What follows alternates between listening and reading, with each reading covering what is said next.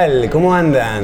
Es un placer enorme estar junto a ustedes una vez más. Esto es Aquí en la Tierra y agradecemos mucho, pero mucho si se suscriben a cada uno de ustedes que están del otro lado. Gracias por los mensajes y por la buena onda de siempre. Tenemos una hermosa charla y sin más preámbulo presentamos a José Parrini. Hola José, ¿cómo estás? Muy bien, Nacho.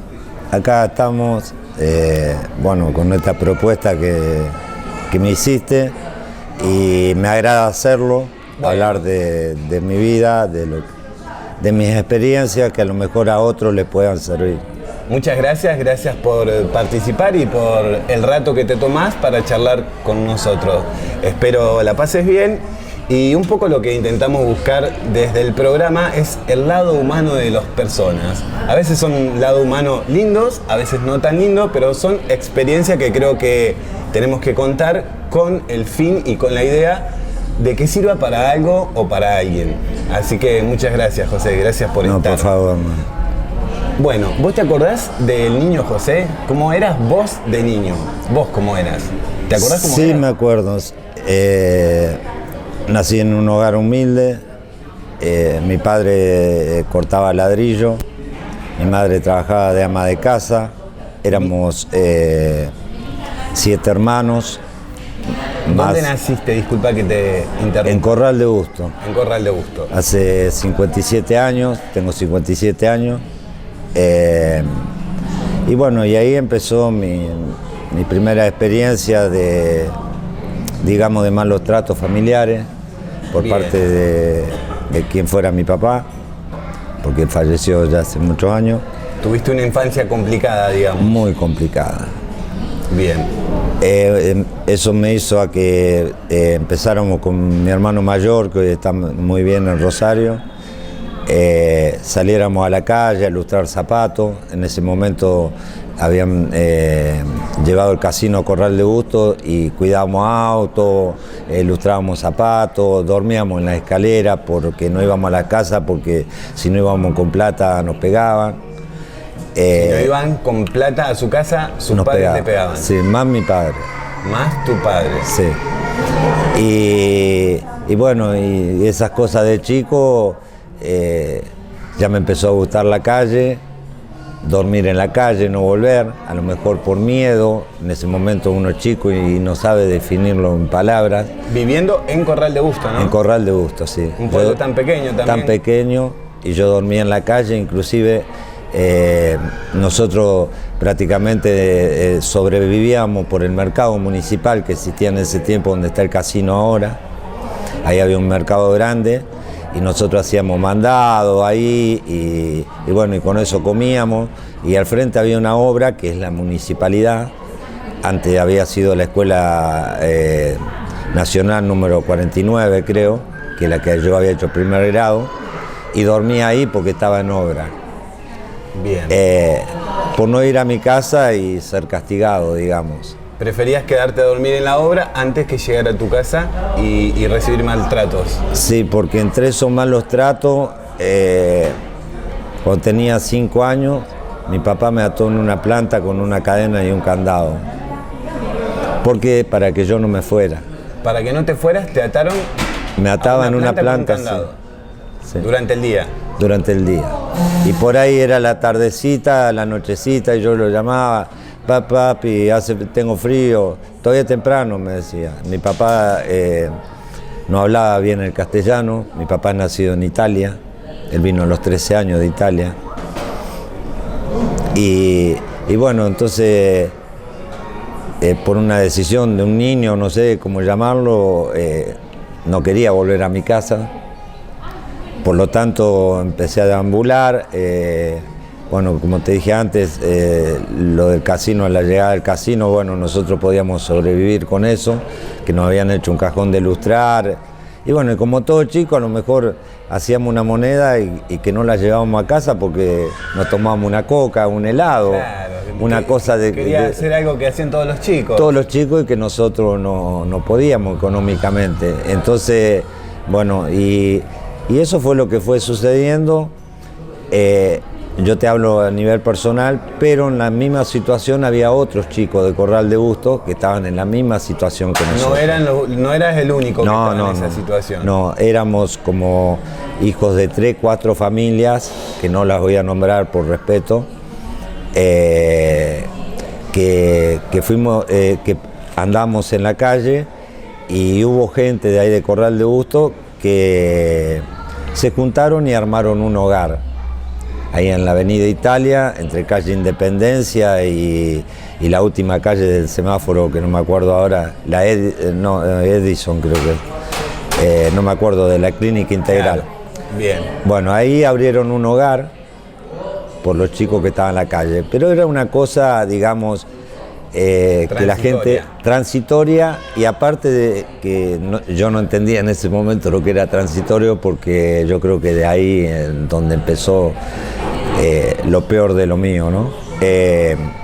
¿Por qué? Porque ahí estábamos sí bien contenidos, era un lugar que ahora entiendo no estaba digamos, apoyado ni por la municipalidad ni por nada, sino por la gente. Claro, estaba armado por la gente. Claro, las cocineras lo hacían ad honorem, la gente ayudaba con ropa, había gente que donaba su tiempo a lo mejor para reacomodar la ropa que nos daban. No era una cuestión política ni una cuestión de comercio. No, nada. No tenía personería jurídica, nada. Entonces, por lo tanto, era transitorio, como decís vos. En ese momento yo no lo entendía, pero cuando cumplí 12 años, me dijeron que me tenía que ir. ¿A qué edad empezaste a ir vos a ese hogar? Más o menos a los 8 años, 9 años, que fue cuando me hicieron tomar la primera comunión. ¿Vos estabas todos los días, dormías ahí? Dormía, comía, iba a la escuela. Todo en el hogar. Sí, todo en el hogar. ¿Preferías estar ahí y no en tu casa? Sí, toda la vida. Y en la calle también. Pero había algunas cositas de rebeldía en mí que a lo mejor lo manifestaba en mala conducta en la escuela, claro. En cosas así. Inclusive me habían mandado a un psicólogo, porque tenía algunas cositas de rebeldía, que a lo mejor por la misma experiencia que traía, ¿no? Claro, por ahí está bueno entender que un niño que estuvo atado a un árbol durante todo un día, a los 5 años, que un niño que recibe golpes, que un niño que no tiene amor y que solo es violencia, como mínimo va a expresar eso. Es importante y qué bueno que hoy lo entiendas de otra forma y que la vida te dé oportunidades todos los días. Sí, mira, después lo vamos a tocar el tema más adelante, pero te voy a decir que yo me basé en eso para ir cambiando en mi propia experiencia de vida y fui dando vuelta a las cosas. Pero bueno, estando en el hogar, me sucedió algo que yo no me lo esperaba, como te digo, a esa edad uno no lo entendía, como lo dije antes, era transitorio, pero nunca nos habían explicado. Y fue el primero que cumplió 12 años y que me dijeron que me tenía que ir del hogar. A todo esto mi relación con mi papá era mala, vivíamos en el pueblo, no nos iba a ver, mi mamá se había ido con otro hombre, estaba viviendo en Isla Verde, y iba de vez en cuando, no le importaba, a lo mejor nos encontraba en la calle y pasábamos de largo. Y yo cuando me dieron una bolsa con ropa que me tenía que ir, no opté por ir a ninguno de los lados, ni a la casa de mi papá, ni a la casa de mi mamá. ¿Qué sentías vos en ese momento? Cuando te dan el bolso y te dicen... Y me sentí realmente lo que se llama un paria, o sea, que había quedado de nuevo en la calle. Un paria es alguien que no tiene hogar, digamos. Que no tiene hogar. Me sentía que había quedado nuevamente a la buena de Dios. O sea, me acuerdo que esa bolsa de ropa la escondí en una obra de construcción y me la robaron. O sea, que quedé con lo puesto.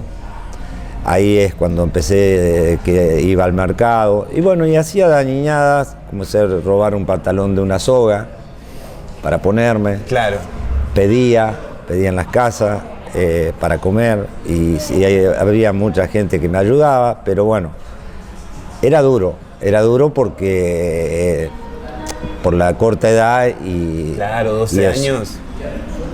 A los, bueno, ya siendo más chico, antes de entrar al hogar, antes de los 7 años, ya había tenido unas cuantas entradas en la comisaría por dañino, digamos, Claro. así.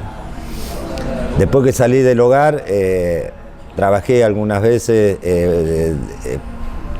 una de las que más me acuerdo, en una mosaiquería. Fue un día a buscarme... Con 12, 13 años. Sí, con 13 años. En una mosaiquería, y fue la policía, me buscaron, me pegaron, me llevaron porque habían robado en una casa de electrodomésticos, heladeras, televisores. Yo era un chico. Claro, y se pensaban que era vos. Claro, parecía que Porque yo era era el más único fácil. dueño, el único dañino, parecía así. Entonces me dio vergüenza volver al trabajo, no fui más ni a cobrar. Y después empiezo a trabajar con otra persona que era albañil, y era cuñado de esta persona, que yo trabajaba en la mosaiquería, que él no me había hecho nada, sino que me fue a buscar la policía. Claro. Y yo no fui más de vergüenza. Y bueno, y lo escucho hablar a ellos. Cuando me ve, dice, no me digas que lo tenés a Parrini acá. Sí, le dice, va a tener la policía todos los días. Entonces salí yo con el balde por atrás, había un descampado, salí, me fui y no volví. Y ahí en ese momento se me cruzó decir, para que me lleven preso o me juzguen de algo que no hice, lo hago y que me juzguen.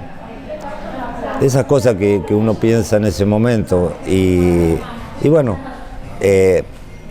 cometía dañiñada, pero dañiñada, no es que hacía nada malo. Claro, empezaste tipo a delinquir y llevándote una herramienta, haciendo... Sí, o una esas pavada. cosas que por ahí No hacen es los lo que pibes. estamos viendo ahora en la Claro. televisión, o sea, robar un celular, matar a una criatura como el otro día por robarle un celular, nada de esas cosas. Y a los 14 años, en el año 80, me derivaron a Córdoba a un colegio de menores. Y ahí siento que ahí fue un quiebre en mi corta vida, que ahí fue donde me arruinaron la vida. A los 14 años te llevan a un colegio de menores en Córdoba y vos decís que ahí te arruinaron la vida. Sí. Qué Sí, porque fui fuerte. a parar a un lugar donde era el Pablo Pisurno, y ahí actuaba Policía Juvenil, y llamaban, que nos mandaban al mal llamado reformatorio, que yo lo definiría como una escuela de delincuentes. Bien. ¿Por qué? Porque Vos no- entrás al instituto con 14 años. con 14 años. ¿Te acordás el primer día? Sí. Cuando vos entrás a ese lugar. ¿Cómo Sí. era? Primero un susto bárbaro, porque vos imaginate que uno de un pueblo, si a esa edad, yo no conocía más que algunos pueblitos de la zona, no conocía. Y bueno, y cuando entré me encontré con un panorama, claro, me preguntaban por qué entraste vos, y porque vivo en la calle, yo no sabía qué decir, pero había otros chicos de mi propiedad que ya estaban por robo a mano armada, por homicidio, tentativa de homicidio, violación. Claro, y todos se mezclan ahí. Exactamente. Y entonces ahí te empezás a endurecer, porque tenés que defenderte, porque me trataban de paisanito, por ser de acá de la zona de campo. Entonces, bueno, un día le pegué con un palo de piso a uno en la cabeza, eso fue a los 15 años, y me llevaron encausado al pabellón de menores. Tuve 2 meses y me pasaron a otro colegio que se llama CROM, Centro de Rehabilitación del Menor, significa la sigla, pero ya era un lugar cerrado, donde teníamos maestros que eran bastante duros, estábamos en el tiempo todavía de la dictadura. Claro. Y bueno, y yo en mi cabeza era escaparme Vos lo de único ese que querías colegio. libertad. Era Calle. escaparme, sí. Y bueno, y ahí fue donde empecé a rodearme, digamos, de amigos, selectivo, por supuesto. Entre la delincuencia elegía los que eran más afines a mí, y nos escapábamos, bueno, y dañinábamos, porque era la única forma que teníamos de salir de ahí, subsistir, hasta que después ya, bueno, ya llegó la cárcel y... Claro.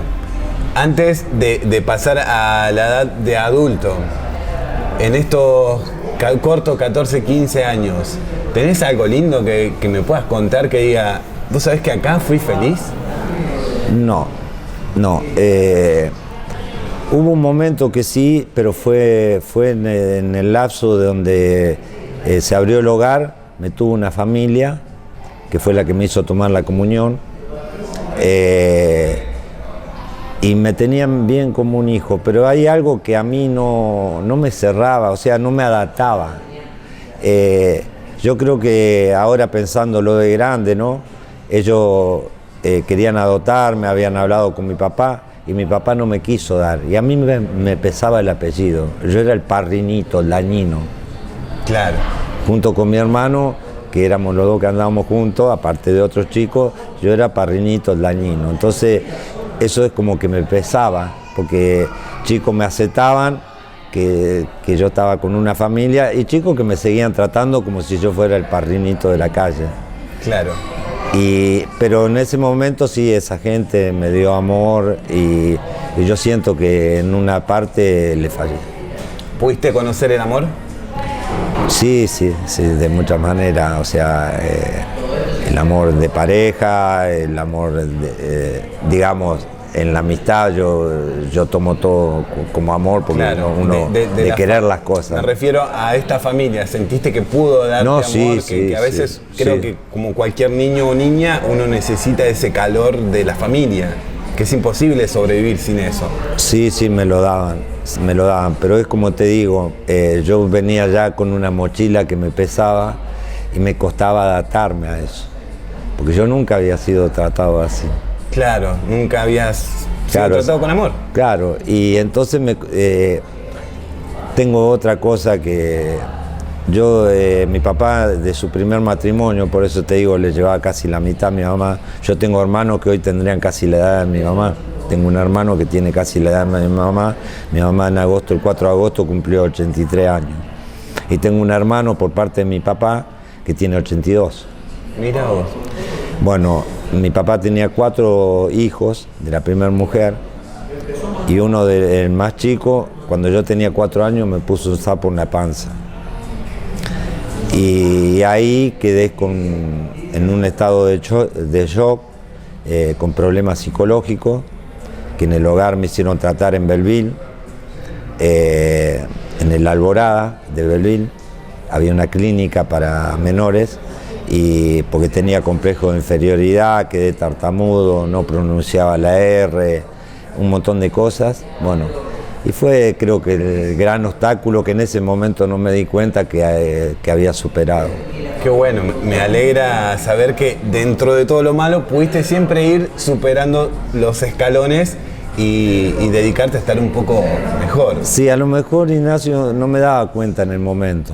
Yo lo hacía por un impulso, no sé, que a lo mejor queda mal que yo lo diga, pero a lo mejor muchos pensaban por la forma que yo vivía que a lo mejor era malo, pero dentro mío no estaba ese malo, claro, sino que yo me mostraba así, claro, porque es como una herramienta de autodefensa, digamos. Sí. Pero después que yo iba sorteando esos obstáculos, que sin darme cuenta lo hacía, empecé a darme cuenta de que había cometido un error y que lo podía reparar cambiando, bueno, y a la vez se me planteaba otro problema. Exactamente. A intentar mejorar también. También. Creo que los humanos tenemos la suerte, la dicha de todos los días comenzar un día nuevo y todos los días intentar ser mejor. Creo que eso es maravilloso. Sí, entonces bueno, al pasar por esos estados, ya antes de los 18 años, ya había tenido unas causas por robo en Córdoba. Siempre me mantuve solo, nunca escribí una carta a mi familia, siempre traté sabía que el que andaba mal era yo y no quería culpar a nadie. No, tampoco, o sea, atraer a mi mundo a mis hermanos, claro, que tenían una vida distinta a la mía. Fui el único que terminé de carrear, fui yo, ellos cambiaron, yo no. Y bueno, y a medida que me fui dando cuenta de eso, me sentí a los 19, ya había caído a los 18 años, ya como mayor. Estuve en la cárcel, me dieron 5 años Perdón que te interrumpa. Sí. No quiero irme del instituto sin que me cuentes algunos de los motivos de por qué decís que ahí te arruinaron la vida. Porque los institutos de menores, como te dije, CRON significa Centro de Rehabilitación del Menor, y para mí es una escuela de delincuentes. ¿Por qué? Porque ahí no te clasifican, ahí van todos, los menores que tienen problemas de conducta, cosas, van todos juntos. Como te dije antes, me encontré con violadores, me encontré con homicidas de mi propia edad. O sea, no entendía, con tentativas de homicidio, ¿me entendés? Con tentativa o con violación, tipos con mucha agresividad, y que a mí me veían como un extraterrestre, claro, porque era del campo, porque cosas me decían paisanito, hasta que un día, bueno, le pegué a uno porque me ponía mermelada en la oreja y cosas así.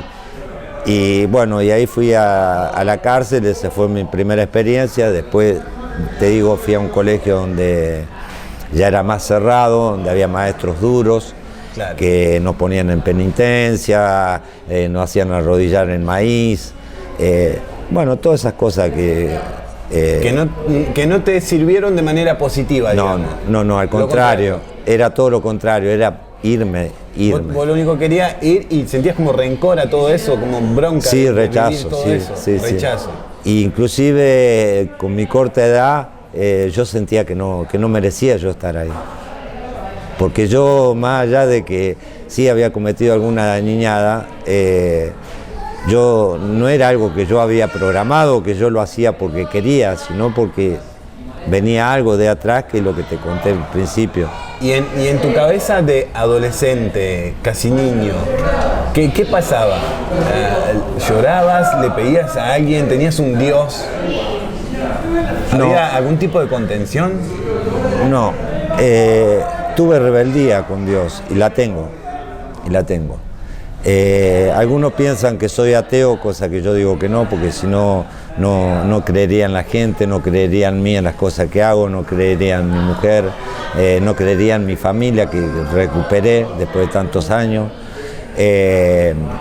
no creería en la gente que creyó en mí, me dio oportunidades, claro, y no defraudé. Entonces, por eso hoy estoy acá. Yo creo que esa fue una experiencia que la fui enfrentando, y una de las cosas que me acuerdo, a lo que vos me preguntaste, lo que yo sentía de que no era mi lugar, por eso me quería ir, pero a la vez, cuando me encontraba en la calle, no tenía recursos. Porque la única gente que yo conocía en Córdoba era gente que estaba en el delito, gente que yo conocía en la calle, en los lugares donde se juntaban la gente que delinquía y demás, y me llevaban los mismos chicos que se escapaban conmigo. Entonces era como un círculo que no cerraba, un círculo vicioso, donde yo no tenía un apoyo de alguien de afuera que me dijera, no, mira, este camino de seguir es este. Cuando me di cuenta, ya me encontré con 18 años, como te digo. Yo cumplo en febrero los años, en marzo caí preso por robo calificado, por el uso de armas. ¿Qué fueron a robar? ¿Te acordás? Tenías 18 años. Sí, el robo, para que no recuerdo bien. ¿Y en el primero te agarran? No, en el robo que me agarran, yo ya venía, o sea, cuando cumplí la mayoría de edad, claro, que ya voy a la cárcel, o sea, que ya era imputable, digamos. ¿Qué sentías vos como pibe de 18 años a estar calzado y apuntar a alguien y decirle, che, dame la plata? ¿Qué se siente ahí? Mira, yo en ese momento no recuerdo lo que sentía, pero sí siento hoy siento por lo que veo que éramos distintos, y no es que quiera menospreciar la juventud de hoy ni nada. Claro, o creerse que los jóvenes de antes eran mejores que claro, no, porque yo también me drogaba, yo también, pero lo hacíamos distinto nosotros. ¿Había como más respeto? Sí, totalmente. ¿Respeto Era totalmente respeto, sí. Sí, porque nosotros íbamos a robar y tratábamos de no dañar a nadie.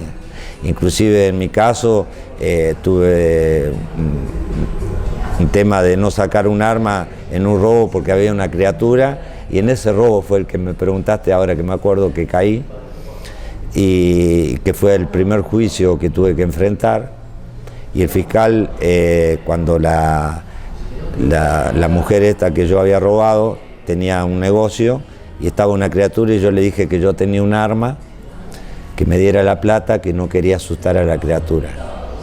Entonces ella me da la plata, el niño no se enteró de lo que pasaba, yo le dije que me iba, que me diera 5 o 10 minutos y que después denunciara, hiciera lo que tenía que hacer. Caigo detenido al otro día, y cuando fui a juicio, a los 5 meses fui a juicio, el fiscal me pide peligrosidad con 18 años, con mi primer robo con arma. Peligrosidad significa que te dan un artículo fuera de la condena, que es confinamiento, que sería como una reclusión perpetua, el artículo 52 del Código Penal. A los 18 años. A los 18 años. Entonces yo pedí hablar, que fue la primera vez que vi que podía hablar y expresar lo que sentía. Ahí sentí rabia, sentí impotencia cuando me declararon peligroso. Entonces pedí la palabra, por supuesto, con respeto al tribunal, y me paré y yo le dije que no me parecía mal lo que yo había hecho, que no estaba arrepentido porque sabía que no había asustado a una criatura que quedara con un trauma. Entonces ahí agarré y me dirigí al fiscal, que él me estaba dando un mal ejemplo, le dije, porque si el día que yo saliera de la cárcel y me encuentre en una situación igual, para que no me declare peligroso, lo normal sería para el fiscal que yo le ponga el arma en la cabeza a una criatura, cosa que yo no iba a hacer. Entonces esas fueron rebeldías que me fueron llevando. Ahí me dieron 5 años, que no cumplí 9 meses, porque estaba Alfonsín y dio una ley que sacaba las condenas a mayores de 18 años y menores de 21. Yo tenía 18. ¿La sacaba entera? Claro, entera. Me sacaban la condena, o sea, como si no hubiese tenido una condena, un antecedente, digamos, de condena. Eso fue en noviembre del año 84, que salí. En abril del 85, el 6 de abril del 85, caí preso de nuevo, ya con un compañero y con un delito más grave, robo calificado por el uso de arma y privación ilegítima de libertad. En ese momento robé una agencia de viaje, que fue en el año 85, que eran cuevas, no eran agencias de viaje. Claro, cambiaban guita. Era lo que ahora llaman arbolitos. Claro. En ese tiempo se hacían las agencias de viaje. Bueno, y cuando me vi rodeado fue en pleno centro, frente al Correo Colón y General Paz había un bar. Claro. Y me metí ahí, el bar Cristal, y no tenía escapatoria. Y yo sabía que en la comisaría en ese tiempo te molían a palo, entonces lo que quería era el pase a la cárcel. Porque en la cárcel no tenía nada que ver la causa, ahí vas. Va derecho al pabellón. A un pabellón, ¿no es cierto? Como un depósito. Claro. No hasta que te requieran, exacto, que ahí evitabas todo, exacto. Entonces me hicieron en la causa robo calificado reiterado, había 18 personas, le habíamos robado a los 18, y cuando salí de ahí salimos perseguidos por la policía, me metí en un bar y tomé rehenes, fui el primero que tomó rehén en Córdoba. Pero no, o sea, todo de palabra, con el arma arriba de la mesa, pero sabía que si salía me podían o matar o llevar a la comisaría, cosa que yo quería evitar. No quería pasar por la comisaría. Bueno, entonces vino el fiscal, nos llevaron a la cárcel y bueno, y ahí me encontré con que tenía 19 años, a los 20 fui a juicio y me dieron 16 de condena. Te interrumpo. Los robos, ¿lo hacían, como le llaman los pibes ahora, estando de cara, estando sobrios o estaban drogados? Por eso te digo que esa es la diferencia. Claro, siempre sobrio. Bueno, esa es la diferencia que encuentro ahora, ya te digo, con respeto a los chicos de ahora y sin menospreciarlo. Como te dije, me he drogado, he tomado. Nosotros, ¿qué hacíamos? Íbamos sobrio a hacer el delito y después del delito, una vez que ganábamos el dinero, entonces sí, después lo hacíamos, pero después del hecho. Claro. Entonces nosotros íbamos, como decir, de cara, pero íbamos bien. Claro, o sea, no íbamos decir, no, vamos a robar para comprar droga. No íbamos con esa intención. Ese es el cambio que yo veo ahora a mi época. Bien. Me decís, te encontrás con 20 años y una condena de 17. De 16 años. 16 años. Bueno, que al firmar el cómputo excedía el máximo de la condena, porque la condena mía, robo calificado, arrancaba de 5 a 15, de 5 años a 15 años, y podía gozar condicional porque me habían sacado la condena anterior, no me declararon residente, y bueno, firmé el cómputo por la condena de 13 años de prisión, de los cuales se divide en 3 la condena, 2/3 tenía que hacer adentro y 1 afuera con condicional. O sea que tenía que hacer 8 años y 8 meses. Bueno, y adentro es muy difícil vivir, sobrevivir. ¿En dónde estabas? Estuve en las cárceles más bravas que había en Córdoba, o sea, en Encausados. En Encausados. Y después en el penal, en la penitenciaría, que ahora hicieron un museo donde que había sido un centro de detención clandestino en el tiempo de los militares. Ahí estuviste cumpliendo 8 años. Y 8 meses, no. En Córdoba estuve 4 años. Bien. Y después, en esos 4 años, bueno, en la cárcel me tuve que defender, aprender a defenderme, es muy difícil. ¿Cómo es defenderse en la cárcel? Yo no tengo idea y por ahí quienes nos están mirando tampoco. Bueno, yo lo defino, la cárcel es una jungla de cemento. Una jungla de cemento. Es como si fuera una jungla de cemento. Digamos, el animal más grande come al más chico. Así entonces funciona. Uno se tiene que endurecer, ¿me entendés?, para sobrevivir. Uno no tiene que ser el animal más chico, digamos. Claro, te tenés que defender, así pierdas, defenderte y hacerte respetar para que uno poder salir. Porque también está la otra, podés tomar el otro camino dentro de la cárcel. Dentro de la cárcel tenés libertades, siempre y cuando vos las aceptes. Podés estudiar, no como ahora, en ese tiempo lo único que podía hacer era un primario, que yo lo hice en la cárcel, terminé el primario en la cárcel. Después... ¿Cuál es el otro camino? Me tomo un minutito para una explicación para vos y para la gente. Después, hace poco yo he pasado por problemas de salud por los cuales quedé con problemas neurológicos. Y por ahí tengo lagunas temporales y por ahí a lo mejor me trabo. Claro. Te pido que me disculpe y que me apoye a retomar de nuevo la conversación porque por ahí me trabo y no sé de qué estoy hablando. Gracias, ¿no? por la aclaración. La hago siempre porque, bueno, es la forma de... Sí, está bueno aclararlo y que nos ayudemos entre los dos. Sí. Entonces, quedamos en que entras, los primeros 4 años estás en Encausado. No, estuve 2 años en Encausado, casi 2 años en Encausado y 2 años y 4 meses más o menos en el penal. En el penal. Bien. Y después pasé en el año 89, yo caí en el 85, en el 89 a San Francisco. ¿Por qué? Porque he tenido en Córdoba problemas de mala conducta que llaman ahí, entre comillas lo digo, porque no fue problema de mala conducta, sino que fue para defender Bien.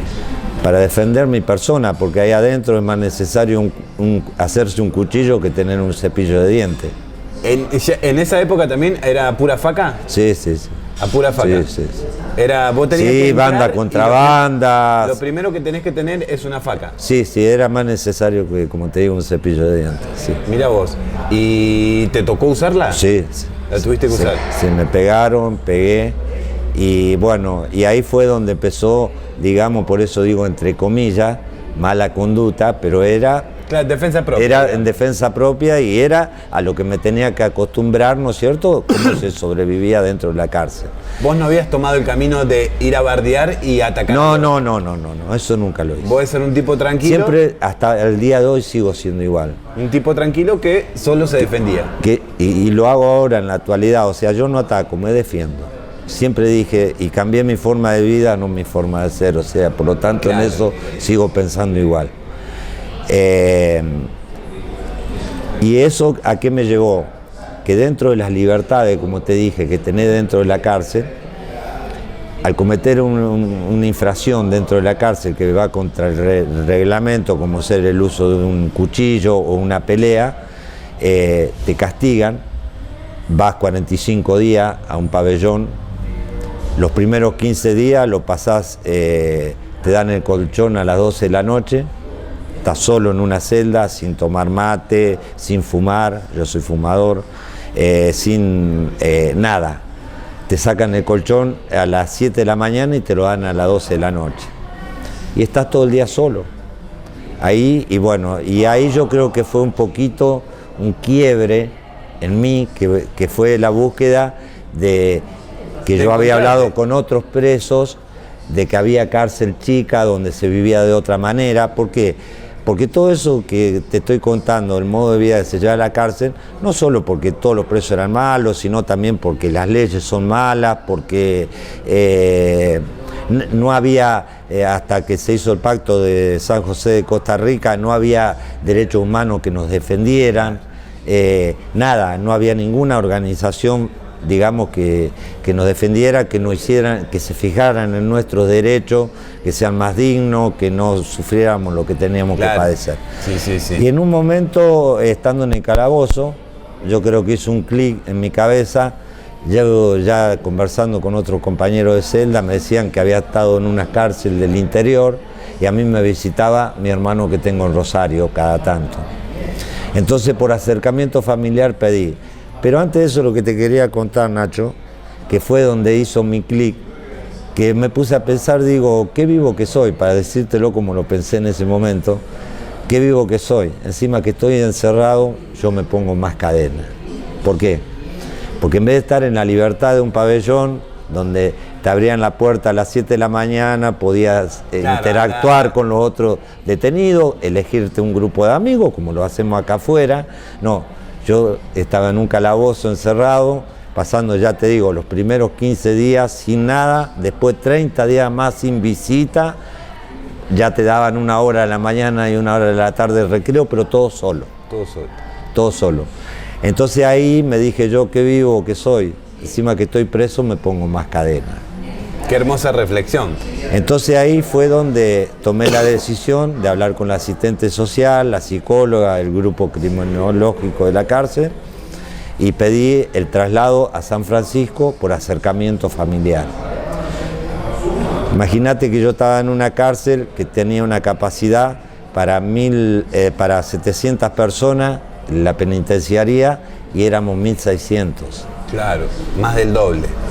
Ya y en ese lapso de los 4 años ya había estado en 2 huelgas de hambre, en 2 motines, que tenés que prender sí o sí. Por eso te digo, vas aprendiendo y vas adaptándote al sistema. Desgraciadamente, aunque uno no lo quiera. Hasta fui empezando a cambiar, fui allá a San Francisco, primero no me daban oportunidades, porque yo pedía trabajar, que tenés, para trabajar ahí se llama fajina, yo pedía la cocina, que era para mí el lugar mejor porque comía mejor. Claro, comer. Yo no tenía visita, nadie que me acercara a nada, entonces por lo tanto me aseguraba el comer bien y te pagaban algo, aparte cosía fútbol y demás. Empecé a ir a la escuela, como te dije, a terminar porque yo tenía hasta 5º grado, terminé el 7º grado, empecé el secundario que después dejé por una lucha que hice por mi libertad. Y bueno, ahí en la escuela empecé a escribir poemas. Empezaste a escribir poemas. En mi celda. Por eso te digo que fue un cambio totalmente radical, porque estábamos en una celda colectiva, ahí eran celdas colectivas donde, imagínate, éramos 8, 10, 12 en una misma celda. A uno le gustaba el tango, el otro folclore, el otro teníamos radio, y eso es lo que lleva a los roces, ¿me entendés? A las peleas y a todo lo demás. Bueno, me encontré en San Francisco con una población de 100 personas cuando yo llegué, de 100 presos. De 6 pabellones, de 15 personas, 16, ¿me entendés? Y otros que estaban en un régimen abierto, que después llegué a eso, de una pésima cero que fui, repetí no sé cuántas ejemplares y me fui al régimen abierto, que ahí es cuando salí en libertad 3 meses antes, por una ley que salió, fui el primero que la agarró, la ley asistida, en el año 96. O sea, estuve del 6 de abril del 85 hasta el 28 de agosto del 96. 11 años, digamos. 11 años y 5 meses. Retomando el tema que te digo, empecé a escribir. Empecé a escribir en mi celda, porque ya te digo, teníamos que ese era el gran cambio, que yo tenía mi celda solo, tenía mi radio, escuchaba música y me ponía a escribir. Y empecé a escribir poesía, y mayormente definiría mi poesía, si se puede decir, autobiográfico. Mirá vos, escribís sobre cosas sobre que te más pasaron. o menos las cosas que me pasaron, y es eso lo que me ayudó a entender cosas que yo no entendía. ¿Me entendés? Al escribir yo me desahogaba y a la vez iba encontrando respuestas que no tenía. Claro, podemos decir que fue una especie de terapia. Sí, primero en solitario. Después se lo planteé a la que era directora de ahí de la escuela donde íbamos, en la misma cárcel, te hablo, en el mismo establecimiento educativo. Ya se habían acercado otros grupos con clases de guitarra, yo hice un poco de órgano, bueno, y yo planteé formar un taller literario. Yo a todo esto en ese momento no estaban las redes, y nosotros para conseguir amigos o algo así, en ese momento estaba la revista Semanario, creo, Claro. Donde había una página para encontrar amigos y dentro de la página una columna de privado de libertad. Claro, sí. Bueno, y yo mandaba cartas y me publicaba, y bueno, y ahí manejaba, ¿no es cierto?, un contacto vía cartas con otra gente. Bueno, y eso me fue ayudando, y yo le escribía las poesías que yo escribía. Pero está bueno, pero en serio vos pasaste por esto. Bueno, y eso fue lo que me empujó a plantearle a la directora y mandar una carta a la radio de San Francisco, el B27, con tus poemas. que tenía una inquietud si alguien podía ayudarme con material para formar un taller literario con otros presos. Bueno, ahí en ese momento una mujer que era cuñada de un político de Algeló, que era senador nacional, Mario Bruch, era cuñada de Mario Bruch y era poeta, se acercó, habló conmigo y empezó a ayudarme en esto. Inclusive ella ahí en San Francisco era, como se dice, del Consejo Deliberante de un pueblo, ¿no? Sí, sí. Bueno, y ella destinó su sueldo, Su dieta. digamos su dieta, la destinó a que hagamos un libro. Me plantea, entonces bueno, lo planteamos entre todos, yo fui el que más poemas tenía en el libro, 6, soy el autor de ese libro, el libro lo tiene mi hermano, pero era un libro no comercial, sino para tener nosotros, claro, para y donar a distintas entidades, ¿no es cierto?, ya sean escuelas y demás. Y bueno, y se dialogó sobre el título y yo le puse Vuelo de Sueños. Vuelo de Sueños. Sí. Qué hermoso título. Me encanta. Y bueno, y de ahí eso fue lo que, ya te digo, me ayudó a entrar a pensar que no todo estaba perdido. fui encontrando un José Luis adentro que yo me creía el José Luis malo, lo que la gente pensaba en mí, y me di cuenta que no era tan así, que había cosas para pulir, había cosas que yo tenía adentro que podía sacar, que podía volcar en un papel, pero a la vez la podía volcar en experiencia de vida, claro. O sea, para mejorar todo eso que yo, a mi entender, había hecho mal. Porque primero era como que culpaba a los demás, a claro. los que en ese momento me juzgaban por ser un chico de la calle. Y yo era un chico de la calle. Yo no tuve la culpa. Yo una vez llegué a decirle a mi padre, ¿para qué me hiciste? ¿Entendés? Porque sentía que no pertenecía yo claro. a esto. Y ahí fui entendiendo todas esas cosas, todos esos dolores que yo tenía adentro. Y lo fui entendiendo, y fui entendiendo también que yo no era perfecto y no tendrían por qué haberlo sido mis padres. Hasta fui entendiendo y a mi modo lo fui perdonando. Claro. ¿Hoy podés decir que los perdonaste a tus viejos? Sí, sí. Me dolió mucho cuando me enteré, yo llevaba, en el 92, llevaba 7 años más o menos preso. El 5 de abril del 92 me avisa mi hermana, que ya se había enterado, yo estaba en San Francisco, que había fallecido mi papá. Y ese fue un golpe duro. ¿Te dolió? A pesar Me dolió, de sí. de que recibiste maltratos y... ¿Por qué me dolió? Porque no tuve la oportunidad de hablarlo Claro. con él. No tuve la posibilidad de decirle que a pesar de todo lo que tiene. Porque esa misma noche, me acuerdo, estaba en mi celda, era tipo 11 de la noche, ya cuando no hay movimiento en la cárcel, claro. Hasta las 12 que te encierran, podés solo mirar televisión.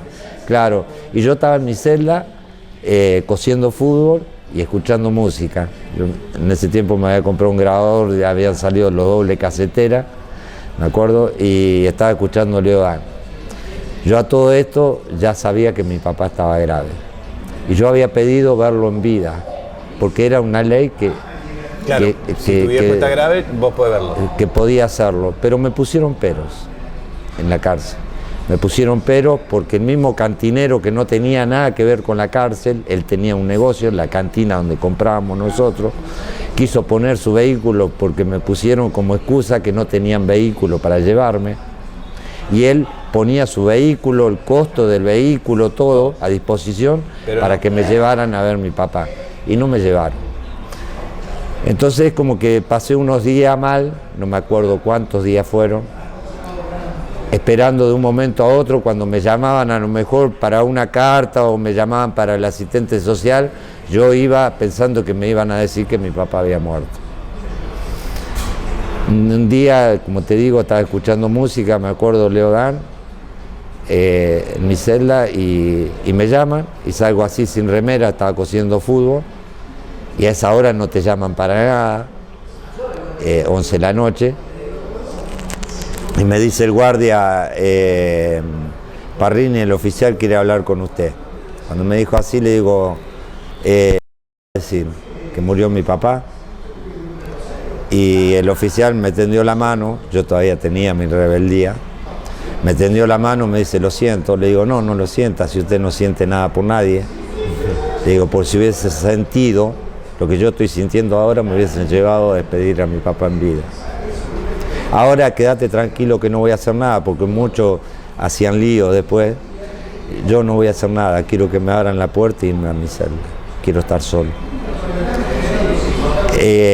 Y ahí tuve el respeto más grande que pude haber sentido, porque ahí nomás se apagó la televisión cuando me vieron entrar, porque los que estaban en mi pabellón sabían que yo estaba esperando eso, que mi papá estaba grave, y los, digamos, más allegados a mí me vinieron a dar el pésame, los demás se retiraron a la celda, apagaron la música.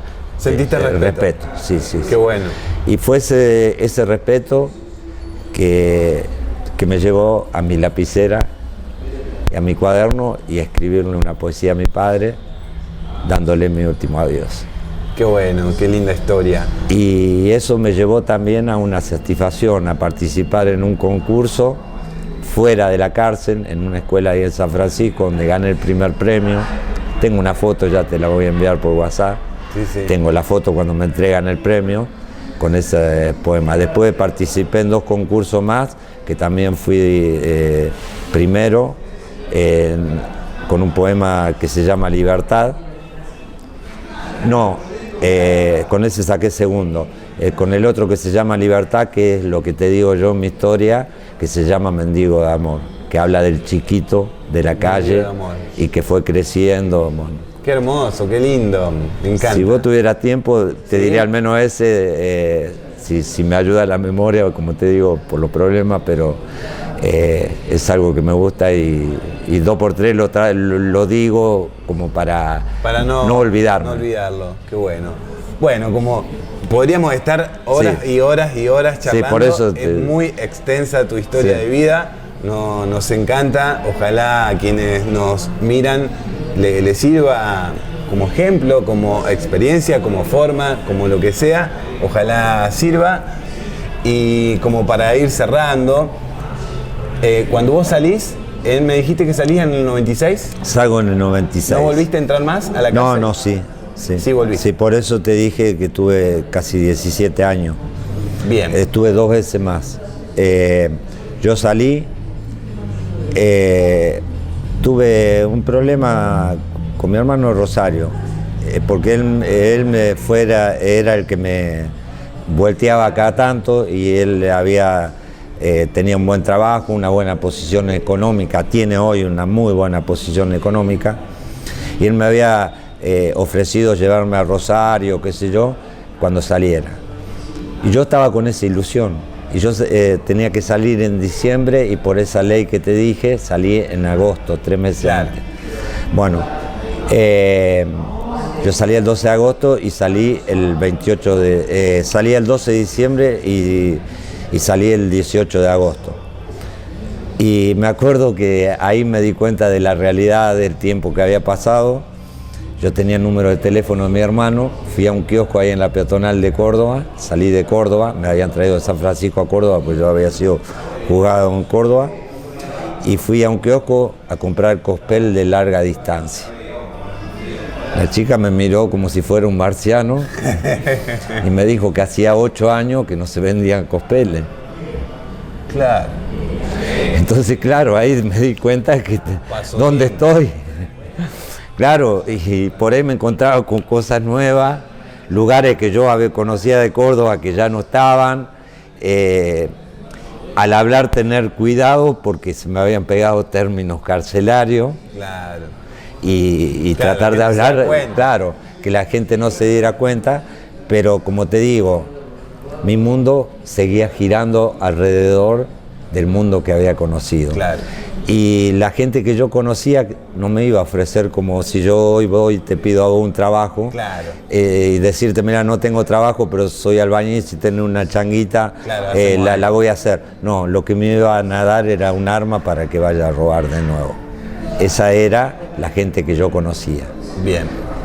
Entonces hablé con mi hermano por teléfono, me vendieron una tarjeta global de Telecom. Tuve que pedir que me ayudaran para poder llamar. En ese momento llamo, estaba mi cuñada, mi hermano estaba trabajando, me dijo que venía tipo 10 de la noche, qué sé yo, que llamara más tarde, llamé más tarde y le dije que había salido, que me habían dado la libertad antes de tiempo por una ley que había salido, así, así, así. Y mi hermano me dice unas palabras que me dolieron mucho. Me dice, ¿y qué pensás hacer? Y yo estaba esperando que él me tire la soga, claro. Que él me había hablado de llevarme a Rosario y a trabajar con él y demás. Y yo estaba ilusionado con eso. Y en un momento me dice, si querés venir, vení.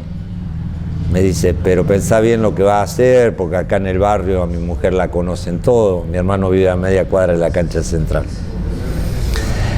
Entonces le digo, no, quédate tranquilo, que tengo donde ir. Y yo en San Francisco me había hecho de unos amigos que habían salido, que habían caído por casualidad y me iban a ver y me habían ofrecido irme.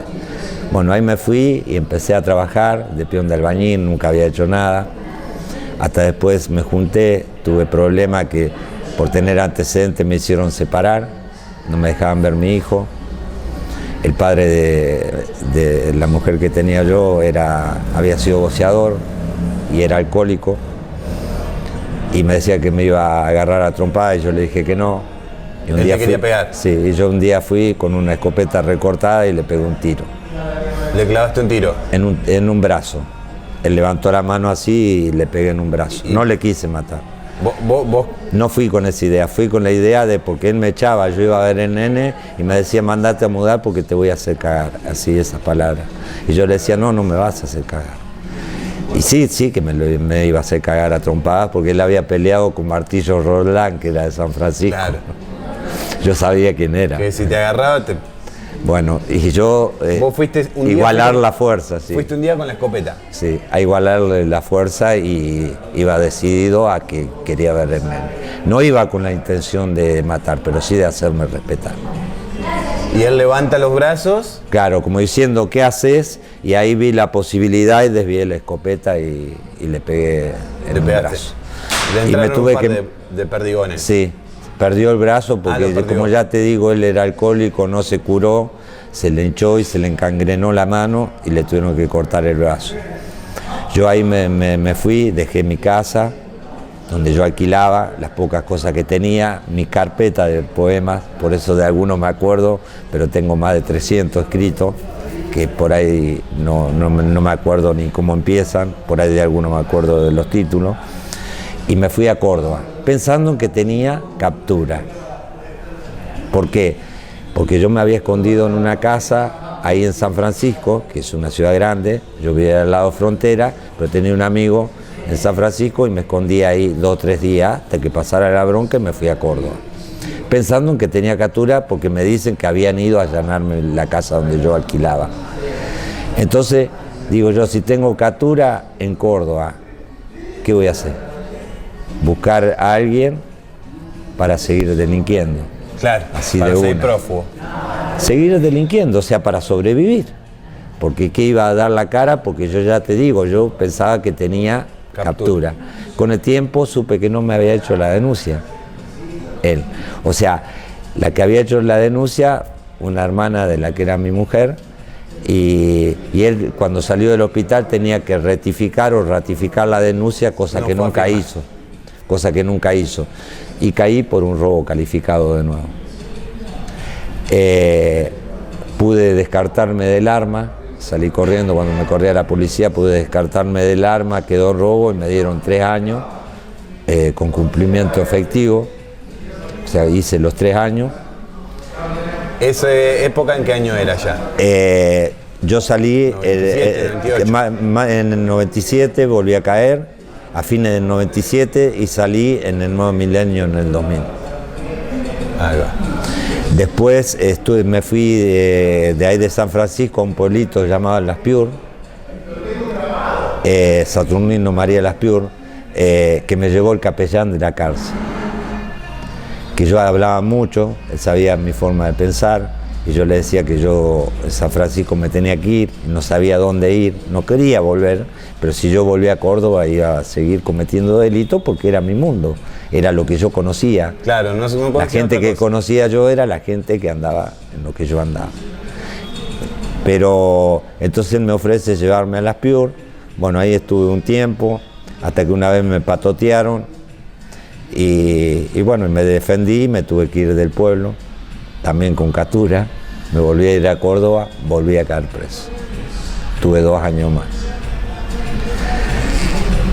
Y de ahí ya cuando salí, ya agarré, dije, bueno, es momento, en el 2002, yo no quería, hasta ese momento pensé, se me había cruzado muchas veces volverme a mi pueblo, a Corral de Bustos, pero pensé que la gente me iba a marginar por lo que yo era y a lo mejor enterada de mi paso por las cárceles y todo lo demás. Pero no tomé una mala decisión. En el 2002 me volví a Corral de Bustos, me fui a la casa de mi hermana. Tengo un cuñado que está separado de mi hermana hace como 7 años, pero para mí siempre va a ser mi cuñado. Fue el que me dio la oportunidad de trabajar, de enseñarme la albañilería. Claro, el oficio. Creo que vos me has visto hacer algo en la casa de tu madre. Bueno, y Y ahí fue mi gran cambio. Pero Corral de Busto es mucho más jodido que acá. Y yo tenía un amigo que se había conocido una persona acá y se vino a vivir acá con una mujer. Y bueno, y ahí me trajo para acá. En el 2006 fue que me vine acá y bueno, empecé a trabajar, pinté la Mutual de Lambert, claro. Que fue ahí donde más o menos me hice conocido, que hacía un poco de todo. Después, bueno, empecé a trabajar en la municipalidad donde tengo problema en columna. Tuve un tirón en la columna y me echaron. Me echaron de la municipalidad porque fui a reclamar los días del seguro que me habían dado de reposo y no me quisieron pagar y me echaron. Entonces, podría haber hecho juicio, lo pensé, pero también, como te dije, quería cambiar y para mí el cambio en media no sirve. Si querés cambiar, cambia de todo. Entonces no lo hice. Seguí trabajando por mi cuenta y me seguí rompiendo. Que llegué tengo 2 prótesis acá en la cervical y un injerto que me pinzaba, tenía un pinzamiento que me pinzaba un nervio del cerebro y se me paralizaba medio cuerpo. Ahí tuve que hacer un tratamiento antes de que me pusieran las prótesis. Claro. O sea, un tratamiento neurológico, porque el tratamiento es... Y después, mientras estaba haciendo esa rehabilitación, empecé a sentir dolor en el hombro y se me estaba cortando el tendón del manguito rotador y tengo 2 arpones de titanio y a la vez me habían diagnosticado hernia de disco y artrosis en la columna. Y así mismo fui haciendo changa, me fui siguiendo rompiendo, pero a todo esto lo que quiero llegar es que nunca se me cruzó en la cabeza volver al otro. Claro, ya no era una posibilidad. No, porque siempre tuve en claro una cosa, que en la vida existían 2 veredas, una izquierda y la otra derecha. No hay mucho más. Cuando yo anduve por izquierda, nunca me subí a la derecha. Y no sé si entendés lo que quiero decir. Claro, no porque hay gente que trabaja y a la vez roba, hace las 2 cosas. Claro. No, para mí no era así. Para mí andaba por izquierda, vivía por izquierda. Cuando me subí a la derecha, era la derecha y estoy en la derecha. Qué bueno. Realmente es una historia muy extensa, sí, muy rica en cuanto a experiencia. Por lo que me contás, se nota mucho dolor, mucho sufrimiento y muchas cosas que hay que estar preparado para soportar todo lo que vos pudiste soportar. Y a pesar de todo ese dolor, que hoy tengas ganas de seguir creciendo, de seguir sintiéndote mejor persona. Creo que, Nacho, vos me conociste cuando yo ya estaba atravesando la parte final de un tratamiento, pues me hice alcohólico. ¿Cuando saliste te hiciste alcohólico? Sí, tomaba, trabajaba, tomaba los fines de semana, pero después cada vez más, y cuando me encontré con estas operaciones, que no podía trabajar, que no podía hacer nada, me tiré mucho a la bebida. Y cuando te digo mucho, era mucho. Alcohólico, ¿es un proceso en el cual te vas dando cuenta o cuando te despertaste sos alguien que toma todos los días? No, me daba cuenta, pero lo hacía, me daba cuenta, pero como no era un tipo problemático, al contrario, viví 5 años en tu barrio, de donde vive tu mamá, y todos los vecinos, hasta el día de hoy, hace 12 años que me fui de ese barrio, que estoy viviendo con mi mujer, estoy en barrio Negrini, y bueno, y sigo teniendo contacto, sigo teniendo amistad, sigo teniendo trabajo con tu mamá, con la vecina del frente, con los vecinos de la vuelta, que me hice querer, y eso fue lo que me fue ayudando a no volver atrás. O sea, a pesar de las adversidades que me estaban tocando de nuevo pasar, que pensé que no me iba a tocar, entender eso, que había gente que creía en mí como no iba a creer yo en mí. Claro. Y si yo no hacía algo para eso, iba a defraudar a esa gente, pero al que más defraudaba era a mí. Y a la persona que estuvo al lado mío, sobre todo cuando me diagnosticaron cirrosis, que la cirrosis me llevó a a un ataque de epilepsia porque soy de presión baja, si no hubiese terminado con una ACV. Ahí me golpeé la cabeza y quedé con problemas neurológicos de por vida, tengo que tomar pastillas de por vida. Y bueno, y me pensionaron por doble discapacidad física mental. ¿Fue difícil el proceso en el que dejás el alcohol? Para mí no fue difícil en nada en cuanto a la tentación, la tenía muy clara. La tenía muy clara que tenía dos caminos. Uno es dejar de tomar o el otro seguir tomando y ya sabemos cuál era al final. A la muerte, al final, digamos, exactamente, claro. sí. No te tienta, no te tentaba, no tenías tentaciones nunca de tuve. escabiar, sí. Bueno, y eso fue hace 5 años atrás, más de 5 años atrás, el 23 de junio hizo 5 años que dejé de tomar. Que dejaste de tomar. En ese proceso, bueno, fue cuando te digo que me agarró ese ataque, la pasé mal porque aparte de tener cirrosis, tuve retención de líquido. Cuando estaba hinchado pesaba 78 kilos, me sacaron 17 litros de líquido, llegué a pesar 53 kilos. En ese momento se me cruzó en la cabeza suicidarme. En cuanto salió en los medios de acá, salió en los medios de Maldoni, me corté las venas. Justo vio mi señora y me salvó. Y ahí me di cuenta de que había hecho todo mal, de que estaba haciendo todo mal con respeto a mi mujer, más de todo. ¿Por qué? Porque era la que ella había estado a mi lado y la estaba defraudando a ella. Pero a la vez sabía que lo hacía también por ella. ¿Por qué? Porque en ese momento me encontré no yo solo discapacitado, que no podía trabajar, que estaba con mi problema, que no podía caminar,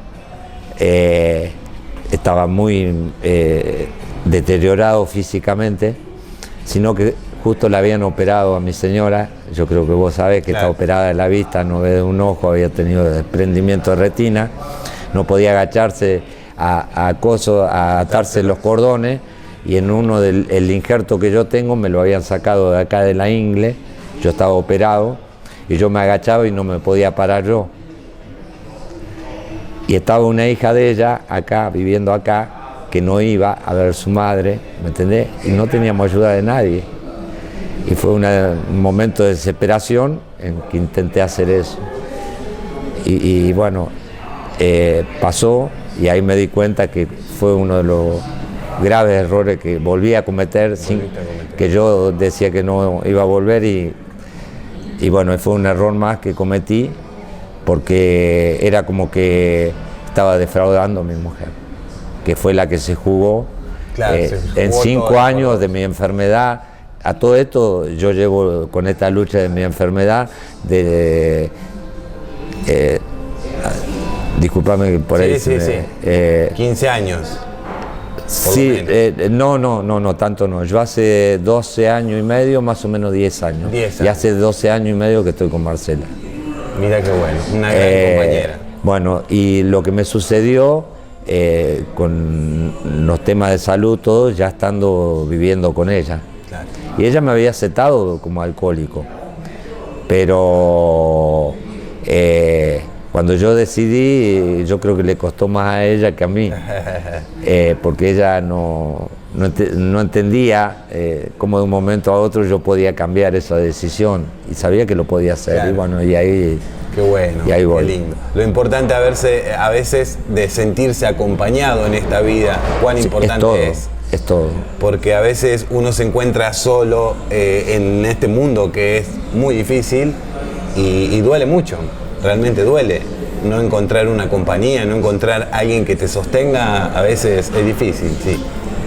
Y otra de las cosas, quiero aprovechar para agradecer a Monte Maíz, que lo he hecho en la fiesta, he subido videos a mi Facebook, a las redes, de la fiesta, y también diciendo mi pueblo por adopción, claro. Porque fui encarando mi vida acá con la verdad.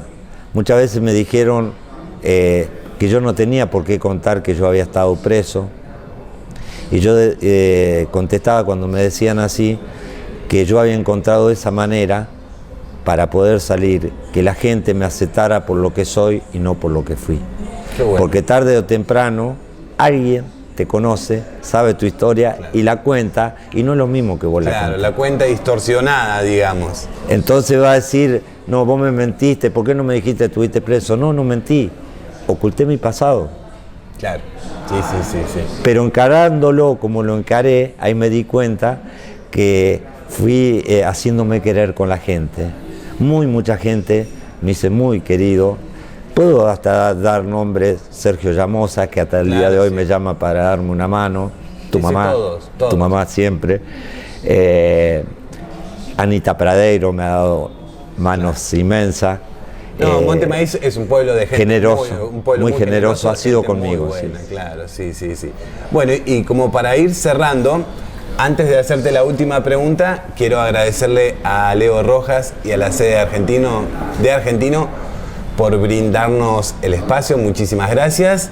Y siempre cerramos haciendo un acto de psicomagia en donde el invitado elige un deseo.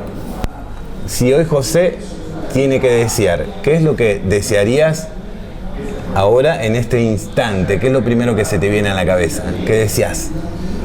El deseo, como te digo, es seguir adelante hasta que, bueno, mi cuerpo diga basta o la vida me diga basta.